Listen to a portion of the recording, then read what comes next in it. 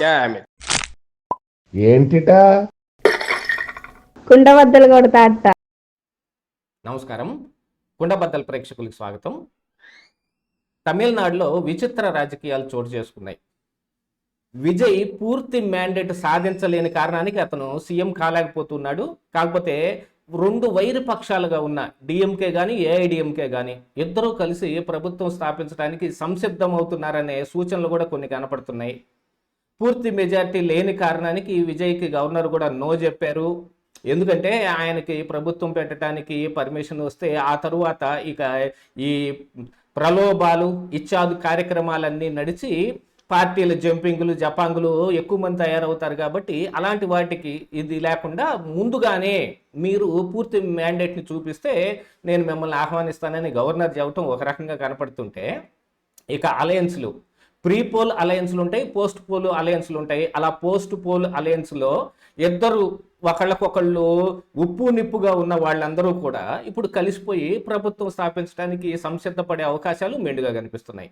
ఎందుకంటే pre poll అలయన్స్లో Congress party కావచ్చు, DMK కావచ్చు, పిఎంకే కావచ్చు, ఇత్యాది పార్టీలు అన్నీ కలిసి మరి ఎన్నికలను ఎదుర్కోవటం జరిగింది. అలాగనే ఇంకో మరో పక్కన ఎన్డీఏ తోటి కలిసి ఏఐడిఎంకే ఇలాంటి వాళ్ళు పోటీ చేశారు. కానీ ఎవరితోటి పొత్తు లేకుండా కేవలం 108 సీట్లు సాధించి కావలసిన 118 అయినా ప్రస్తుతం బలం 107గానే కనపడుతుంది. ఎందుకంటే రెండు చోట్ల విజయ్ పోటీ చేసిన కారణానికి మరి ఒకటి వదులుకోవాల్సిన పరిస్థితి వస్తుంది. ఒక ఎమ్మెల్యే కిందనే ఆయన్ని కౌంట్ చేస్తారు.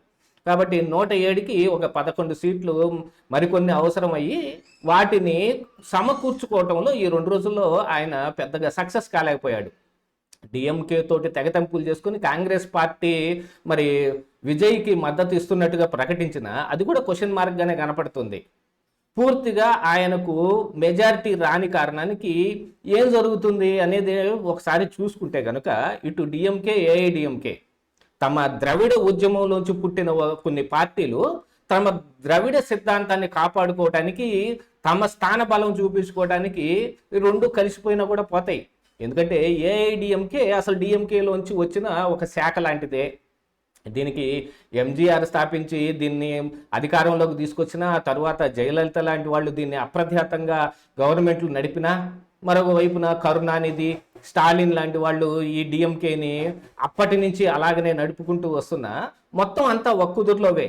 వీళ్ళు తిరిగి కలిసిపోవడానికి సైద్ధాంతిక పరమైన విభేదాలు ఏం లేవు. ఇప్పుడు కాంగ్రెస్ పార్టీ బీజేపీ రెండు కలిసిపోయినట్టుగా ఏం ఉండదు కదా.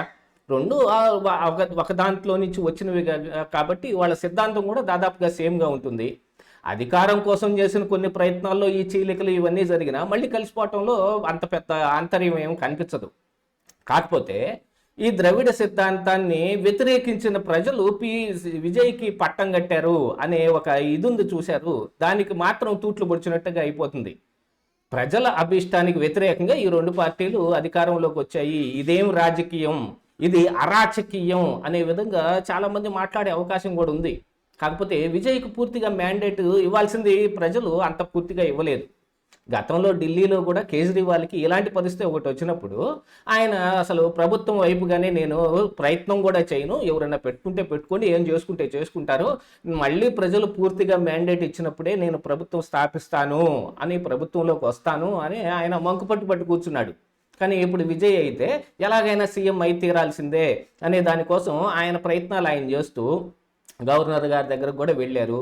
ఆయన కూడా అడిగారు, మీకు పూర్తి మెజారిటీ ఉందా అంటే మాకు మీరు ఒక అవకాశం ఇవ్వండి, మేము బల నిరూపణ చేసుకుంటాము అన్నారు. కాకపోతే గతంలో కూడా ఇలాగనే కర్ణాటకలో యడ్యూరప్ప బీజేపీ తరపున పోటీ చేసి ఎవరికి పూర్తి మ్యాండేట్ రాని కారణానికి గాను యడ్యూరప్పకి ఒక ఛాన్స్ ఇచ్చిన ఆయన బల నిరూపణ చేసుకోలేకపోయాడు. ఆ తర్వాత కాంగ్రెస్ ప్రభుత్వం వచ్చింది. అందులోంచి కొంతమంది ఎమ్మెల్యేని బీజేపీ లాగేసి ఆ కాంగ్రెస్ ప్రభుత్వాన్ని పడేయటం, ఎన్నికలకి వెళ్ళి మళ్ళీ వాళ్ళు బీజేపీ ఎమ్మెల్యేలుగా గెలవటం, మళ్ళీ బీజేపీ అధికారంలోకి రావటం, ఇట్లా ఒక పెద్ద గేమ్ అయితే ఒకటి నడిచింది. అలాంటి గేమ్కి ఇక్కడ కూడా ఆస్కారం ఉంది. కాబట్టి మరి గవర్నర్ కూడా న్యాయ సలహాదారు ఇచ్చిన సలహా మేరకు పూర్తి మ్యాండేట్ ఉన్న వాళ్ళనే పిలవండి అని విజయ్కి ఇప్పుడు గవర్నర్ నో చెప్పేదాకా వచ్చింది. ఇక అలయన్స్ల దగ్గరకు వచ్చేటప్పటికి ప్రీపోల్ అలయన్స్లో కాంగ్రెస్ పార్టీ, డిఎంకే, మిగతా ఇట్లాంటి పార్టీలన్నీ కలిసి పోటీ చేశాయి. అది ప్రీపోల్ అలయన్స్. అలాగనే ఎన్డీఏతో కలిసి ఏఐడిఎంకే ఇలాంటి పార్టీలన్నీ పోటీ చేశాయి. అది ఇంకొక అలయన్స్. ఈ అలయన్స్లకు కూడా ఏది రాలేదు. ఇప్పుడు గవర్నరు ఎన్నికలు అయిపోయిన తర్వాత ప్రభుత్వంలోకి రావడానికి వీటి మొత్తాన్ని బేరీజు వేసుకున్నప్పుడు ప్రీ పోల్ అలయన్స్లో ఎవరికైనా మెజారిటీ వస్తే వాళ్ళని పిలవటం కానీ, లేదా సింగిల్గా పోటీ చేసినా వాళ్ళకి మెజారిటీ వస్తే వాళ్ళని పిలవటం కానీ జరుగుతుంది.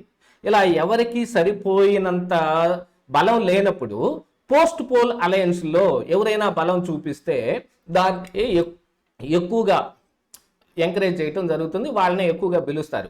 అలాంటి దాంట్లో ఇప్పుడు విజయ్ ఒక వెనకడుగులో ఉన్నాడు. విజయ్కి 107 సీట్లు ఉన్నప్పటికీ కాంగ్రెస్ పార్టీకి 5 ఉన్నాయి. వాళ్ళు కాంగ్రెస్ పార్టీ డిఎంకే తోటి తెగతంపులు చేసుకుని మరి విజయ్కి తమ బలాన్ని ఇచ్చే కార్యక్రమం చేపట్టిన, మరొక వైపున వామపక్షాలు కావచ్చు, సిపిఐ సిపిఎంలు కావచ్చు, పిఎంకే కావచ్చు, లేదా ఇతరులు కావచ్చు, విజయ్ వైపుగా అంత మొగ్గు చూపించలేదు. అంటే ప్రజల అభీష్టం వేరే ఉండొచ్చు, కానీ మ్యాండేట్ ఇవ్వాల్సింది కూడా ప్రజలే కాబట్టి అంత మ్యాండేట్ ఇవ్వలేదు. దీంట్లో ప్రజల కోరిక మేరకు మిగతాది ఏదైనా, ఇప్పుడు ఎన్నికలంటే ఒక పెద్ద భారం కాబట్టి మళ్ళీ వెంటనే ఎన్నికలు నిర్వహించడం కూడా కొంచెం మరి ప్రజలకు అసౌకర్యంగా కూడా ఉంటుంది కాబట్టి దీన్ని అంతటిని ఇక్కడ రాజకీయపరమైన చర్చలు కావచ్చు, అలయన్సులు కావచ్చు, ఒప్పందాలు కావచ్చు, ఇలాంటివన్నీ జరిగి ప్రభుత్వాన్ని ఏర్పాటు చేస్తారు. అది ఎంత పూర్తిగా 5 సంవత్సరాలు ఉంటుందా, మధ్యలోనే పడిపోతుందా, ఏం జరిగినా కూడా. ఇప్పుడు విజయ్ని పిలిచినా కూడా ఈ కాంగ్రెస్ పార్టీ లేదు పిఎంకే మిగతా పార్టీలు వామపక్షాలు వీటన్నిటితో కలిపిన ఆయన కూడా దాదాపుగా పూర్తి కాలం ఉంటాడనే నమ్మకం కూడా ఏం లేదు. అలాంటి దాంట్లో ఇప్పుడు ద్రవిడ పార్టీలు, ఈ డిఎంకే కావచ్చు, ఏఐడిఎంకే కావచ్చు, వీళ్ళందరూ కలిసిపోయి తమ ద్రవిడ ఉద్యమాన్ని నిలబెట్టుకోవడానికి వాళ్ళు కొన్ని ప్రయత్నాలు చేస్తున్నట్టుగా కూడా ఇప్పుడు పరిస్థితి కనపడుతుంది. వాళ్ళందరికీ దాదాపుగా కలిపి 120 సీట్లు వచ్చే అవకాశం ఉంది కాబట్టి మరి హాఫ్ మార్క్ మ్యాండేట్ కంటే కూడా 2 సీట్లు అదనంగానే ఉంటే వాళ్ళకి గవర్నమెంట్ స్థాపించడానికి ఆ అలయన్స్కి మరి కొత్త పేరు ఏదైనా పెట్టి ఆ అలయన్స్కి మరి గవర్నర్ కూడా పర్మిషన్ ఇచ్చే అవకాశం ఉంది.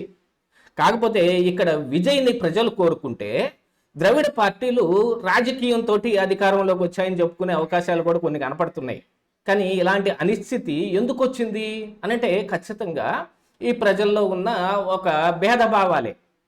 ద్రవిడ పార్టీలని నమ్మేవాళ్ళు కొంతమంది ఉంటే, జంజీలు కొంతమంది విజయ్ని పట్టం కడితే, లేదు ఇవన్నీ కాదనుకుని మిగతా కొన్ని పార్టీలు ఎక్కడ లోకల్గా బలం చూపించగలిగిన వాటిని కొన్ని స్థానాలు ఇస్తే, ఇలాంటి దాని వల్లనే జరిగింది. ఎప్పుడైనా సరే 3-4 పార్టీలు ఉన్న సమయంలో ఇలాంటిదే జరుగుతుంది. ఆ పార్టీ ఈ పార్టీ ఉన్నంతకాలం, డిఎంకే ఏఐడిఎంకే అన్నంతకాలం అయితే వాళ్ళు లేకపోతే వీళ్ళు అన్నది ఇప్పుడు తమిళనాడు కాస్త విచిత్ర రాజకీయాలకి తెరలేపటం జరిగింది అనేది కనపడుతుంది. ఇది ఒకప్పుడు కేంద్రంలో జరిగేది, ఇప్పుడు రాష్ట్రాల దాకా ఇది పాకిందంటే ఇది రాజకీయం అనాలా, అరాచకీయం అనాలా, ఏమనాలో కూడా అర్థం కాని పరిస్థితి. ఇదే ఈరోజు కొండబద్దలు.